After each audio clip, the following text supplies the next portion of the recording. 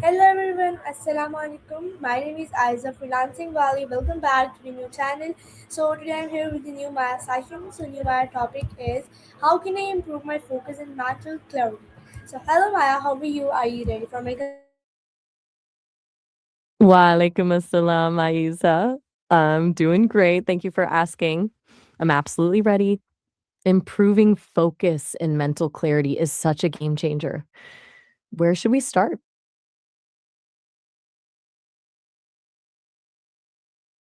interest in my session? So my first question is from you. Please tell me what does mental clarity mean to you and how can someone improve their focus in daily life? To me, to me, mental clarity is like having a clean desk for your mind. It's that feeling when the noise just drops away and you can actually see your thoughts clearly without all of the static of stress or a million tiny to-do lists running in the background.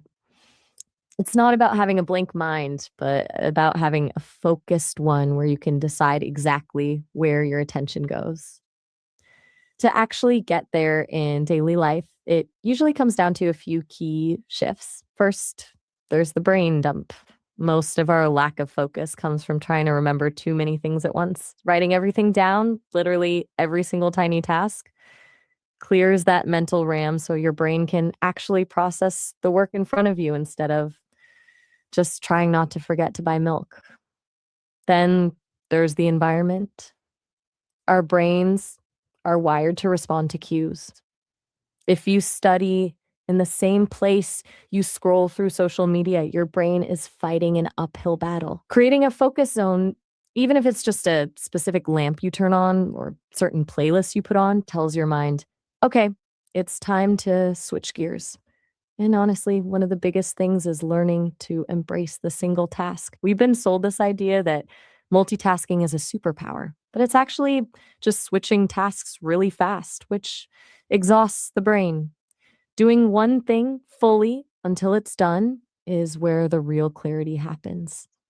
Does that make sense or does it feel a bit too abstract?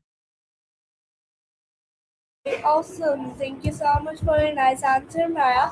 So my next question is from you. Please tell me, do smartphones and social affect concentration? How important is sleep for mental clarity? Hmm, that's a bit of a pivot. In when you talk about reform and recovery in social affairs, it usually means fixing the systems that aren't working for people, like updating outdated laws or improving how social services actually reach the families who need them. It's incredibly important because if the foundation of a society is broken, no amount of individual effort can fix the systemic gaps. Recovery is the part where we actually heal from the failures of those old systems. It's about moving from just surviving to actually thriving. Do you have a specific social issue on your mind? A Maybe I really jumped ahead a good bit. answer, Maya. So my I was next just question wondering if there was a is particular problem or community you're thinking about when you mention reform. this is a really good answer. So my next question is from you. Please tell me which foods help improve brain performance and can drinking more water improve focus? Mm. When it comes to brain food, I'm a big fan of the powerhouse approach. Think of things like blueberries. They're basically like little bursts of antioxidants that protect your brain from stress. Then you've got fatty fish or walnuts, which are loaded with omega 3s. Your brain is mostly fat, so it's literally building its own structure with those. Dark chocolate is another great one, not just because it's a treat, but because the flavonoids help with blood flow to the brain. And don't forget leafy greens like spinach or kale. They've got the vitamins that keep your cognitive functions sharp. As for the water, absolutely. Your brain is about 75% water. Even a tiny bit of dehydration, something you might not even notice as thirst, can lead to brain fog, slower reaction times, and a total dip in concentration. It's like trying to run a high-end computer while the cooling system is failing. Things just start to lag. Drinking water keeps the signals moving smoothly between your neurons. Do you find you get that afternoon slump where your focus just vanishes? Good job. My next question is from you. Please tell me, how does reading help train the mind in what role does meditation, clean concentration, answer in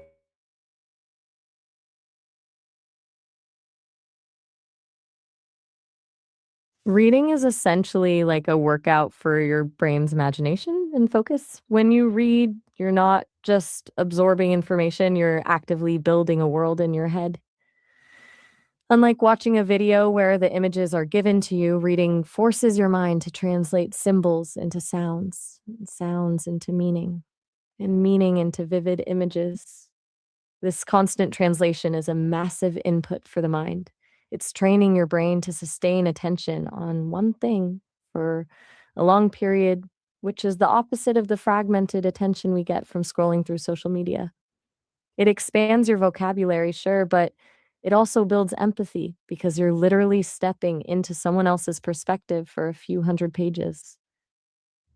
Now, when it comes to meditation, the feeling of it in a consultation or a mindful practice is often misunderstood. People think it's about turning off your brain, but it's actually the opposite. It's about turning on a very specific kind of awareness. Imagine your mind is like a busy highway with cars speeding by. Those cars are your thoughts, your worries, and your random memories. Most of the time, we're jumping into the cars and riding them wherever they go. Meditation is the act of stepping off the highway and just standing on the shoulder, watching the cars go by without getting in. In the beginning, it can feel frustrating. You might feel like you're bad at it because your mind keeps wandering. But that's actually where the magic happens. The moment you realize, oh, I'm thinking about dinner again, and you gently bring your focus back to your breath, that's the mental equivalent of a bicep curl. You're strengthening the muscle of your attention. Over time, that feeling shifts from frustration to a kind of deep, quiet stillness. It's a sense of openness where you feel present in your own body and the world feels a little less loud. It's a state of being rather than doing, which is where true mental clarity is born. Does that capture the depth you were looking for, or should we dive into some specific techniques?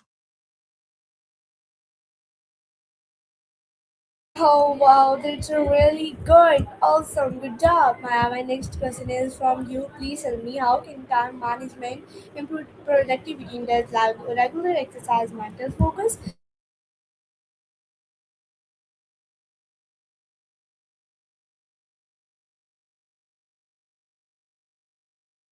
Time management is basically the architecture of your day. If you just wing it, you're spending half your mental energy just trying to decide what to do next. That's where the decision fatigue kicks in and your productivity tanks because you're exhausted before you even start the real work. When you have a system, whether it's time blocking or a simple prioritized list, you're essentially giving your brain a map. You stop asking, what now? And you start actually doing. Now, when you combine that with mental focus exercises, it's like adding a turbocharger to your productivity. Think of time management as the where and when, and mental focus as the how. You could have the most perfectly scheduled day in the world, but if you can't sustain your attention, that schedule is just a piece of paper.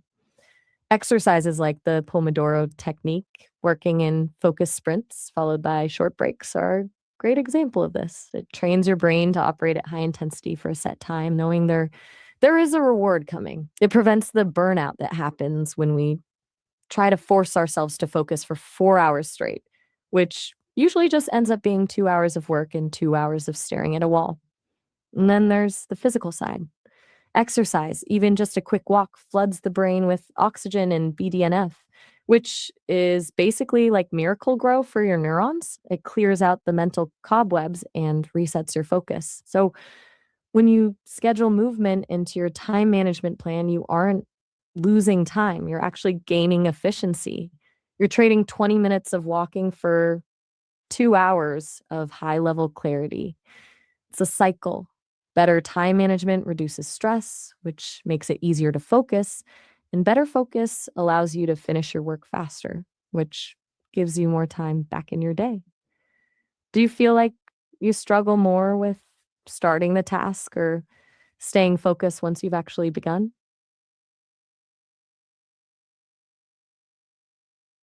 Really good answer, Maya. My next question is from you that please tell me, can music improve concentration while studying or working and what are the habits to sharp mind?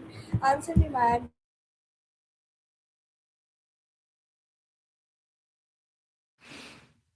Music is a fascinating tool, but it's a total double edged sword depending on what you're listening to.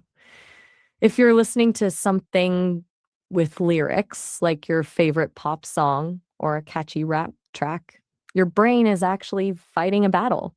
One part of your mind is trying to process the information you're studying, while another part is subconsciously trying to follow the story or the rhyme of the song. For most people, this creates a cognitive load that actually slows them down. But if you switch to instrumental music, think lo fi beats, classical, or even ambient nature sounds, it can be a total game changer. This kind of music doesn't demand your linguistic attention. Instead, it provides a consistent sonic background that masks distracting noises like a humming fridge or people talking in the next room. It creates a sound cocoon that tells your brain, we are in the zone now. For some, it even triggers a flow state where time seems to disappear and the work just happens. As for habits to sharpen your mind, I'd suggest focusing on a few high impact ones. First, the deep work habit. Set a timer for 60 to 90 minutes where your phone is in another room and you have zero tabs open except what you need. Training your brain to handle that level of intensity is like gym training for your focus. Second, the digital sunset. Try to turn off screens an hour before bed.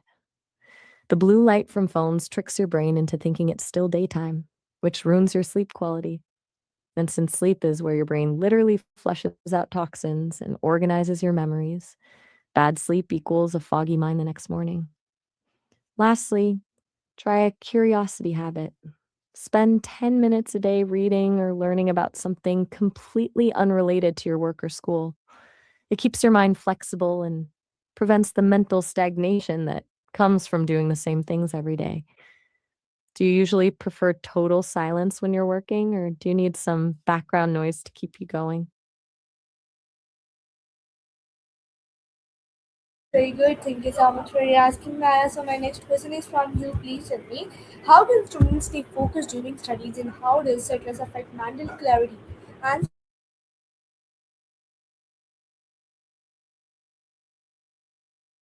Mm, for students, the biggest challenge isn't usually the material, it's the battle against the distraction loop. Our brains are naturally drawn to the newest, shiniest piece of information, which is why a quick check of a notification can derail an hour's studying. To fight this, students can use chunking instead of looking at a mountain of work and feeling overwhelmed. Break it into tiny, manageable hills. Tell yourself, I'm just going to focus on these 3 pages for 20 minutes. It's much easier for the brain to commit to a short sprint than a marathon. And then there's the active recall method.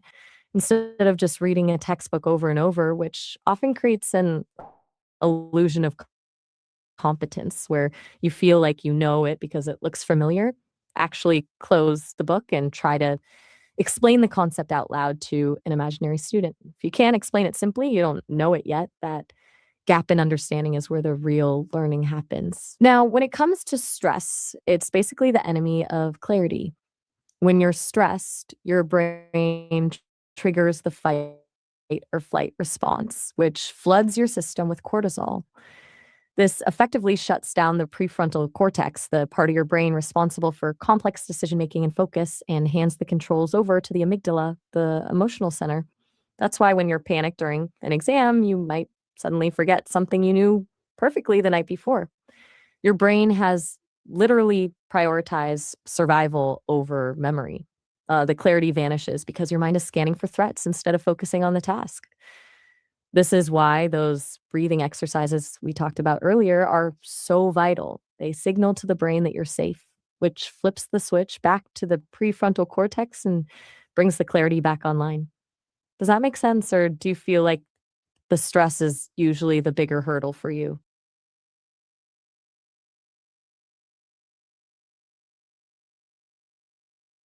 Much so, my next question is from you, please. And before that, last one, we took time on overactive mind and what is the goal setting importance for focus.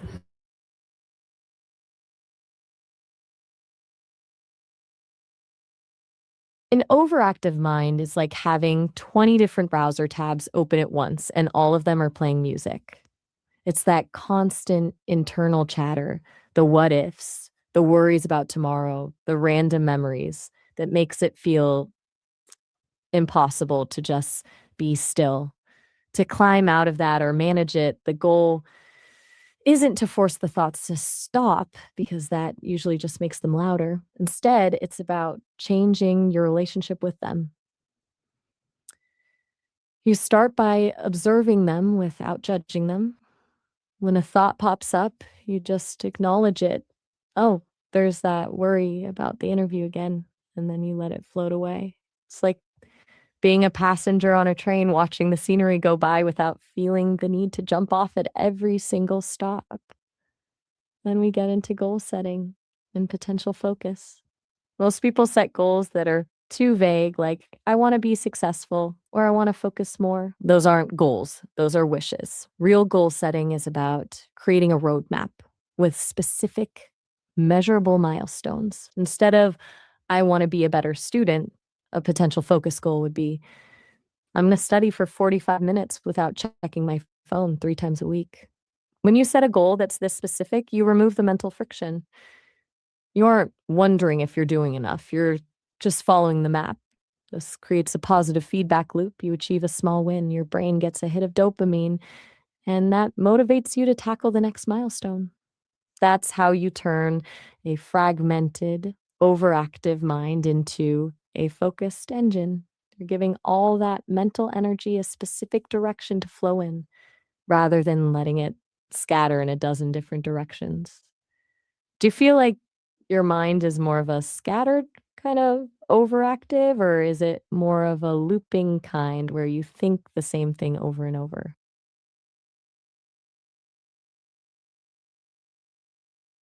That's my very nice answer. My next question is from you, please. And how can creating a daily routine improve productivity? Should we take a break for screens regularly? Answer me. I'm waiting for your nice.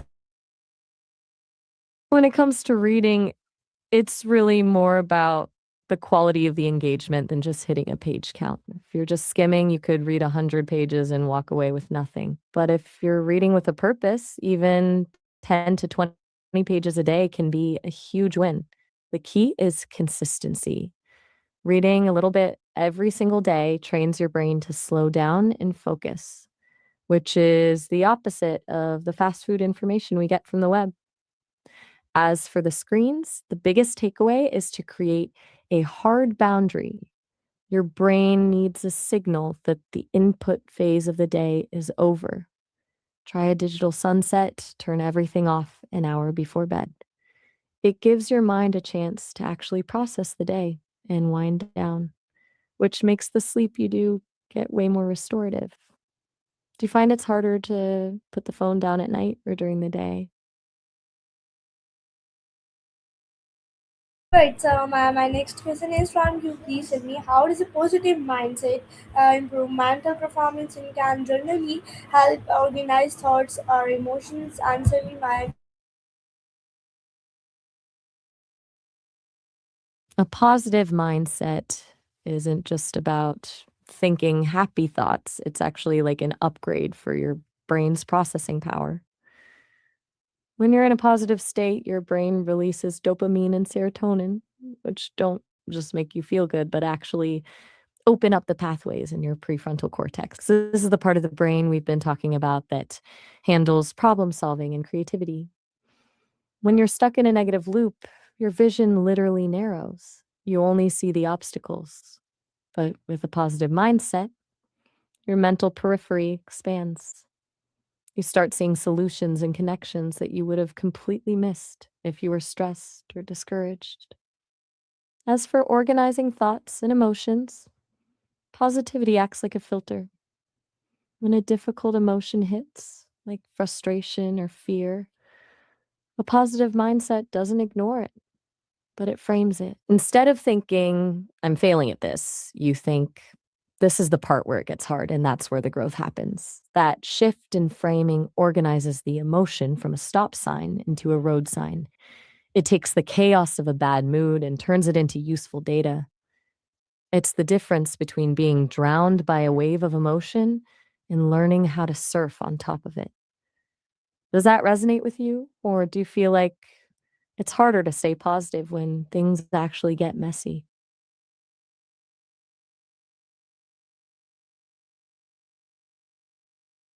Wow, that's really, really good. So my last question is from you. Please tell me what are the biggest distractions in modern life and how can we stop overthinking? Answer me.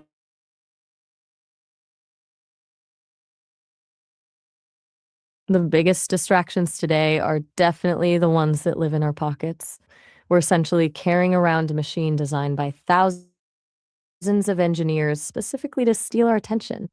Between the infinite scroll and the constant pings of notifications, our brains are in a state of perpetual interruption, which makes it almost impossible to reach that deep focus we've been talking about. As for overthinking, that's usually what happens when we try to solve a problem that doesn't have a solution in the present moment. It's the mind trying to protect us by simulating every possible bad outcome, but it just ends up as a loop. The best way to stop is to move from your head into your body. When you catch yourself spiraling, try the 5, 4, 3, 2, 1 technique. Name 5 things you can see, 4 things you can touch, 3 things you can hear, 2 things you can smell, and 1 thing you can taste. It forces your brain to snap out of the simulation and come back to the actual room you're in. Once you're back in the present, ask yourself, is there an action I can take right now to fix this? If the answer is yes, do it. If the answer is no, then the thinking isn't helping. It's just noise. Since that was your last question, do you want to leave your audience with a final thought or a bit of advice? Maya, so Maya, please give me last advice to my audience. I'd say don't let the perfect be the enemy of the good. Most people wait until they have the perfect routine or the perfect amount of focus before they start something big. But the magic actually happens in the messy middle. Just start where you are with whatever focus you have and be kind to yourself when your mind wanders because that's just part of being human. The goal isn't a perfect mind, it's a resilient one. Maya, for your nice time and nice interview, nice advice. Thank you so much for your precious time, everyone. So, remember, time ended this session. This is our my Maya. You have to like it. Thank you so much for watching.